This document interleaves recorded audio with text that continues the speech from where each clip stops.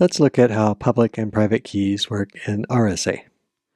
To make this key pair, Alice needs to pick three things: P, Q, and E. P and Q are going to be large random k-bit prime numbers, similar to the P that was public to everyone in Diffie-Hellman. That is, P and Q are going to be on the order of 1,000 or 8,000 bits. But Alice is going to keep both P and Q as private. Neither of these is public. Both of those private numbers need to be prime. So how hard is it to find random k-bit prime numbers? We can find them easily with at least very high probability. If you pick a random number, it's very hard to say for sure that it's prime. But there are primality tests that you can run, where if the number is not prime, you will discover that in some probability. And if you run that test enough time, say 10 or 100 or even 1,000 times, then you can make the probability arbitrarily high that you have indeed found a prime number. In addition to P and Q, we need to find an E that is relatively prime to P minus 1 times Q minus 1.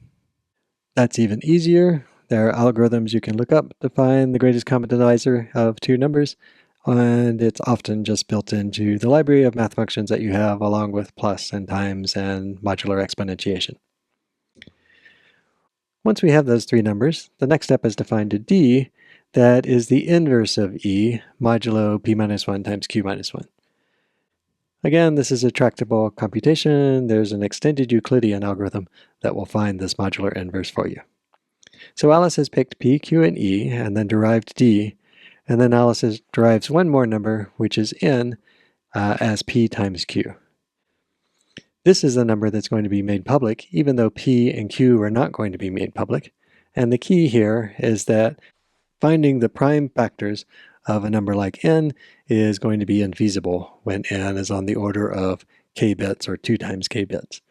And because of the way that we derived d and e, it turns out that for any number that's less than this capital N, x to the d times e power modulo n is going to be the same as x. And this is something you can prove by Euler's theorem or Fermat's little theorem, but we'll just take it as given that this math works out. Finally, to turn these into keys, Alice is going to keep the D private forever and ever, and the pair Dn corresponds to the private key.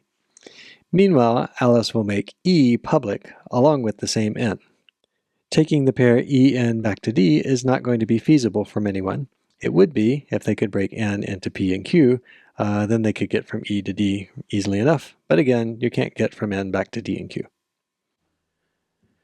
When someone wants to send a message to Alex, they will take their plain text message, or at least a chunk that is a k-bit chunk, and raise it to the e power modulo n. That's using the public key information e and n here.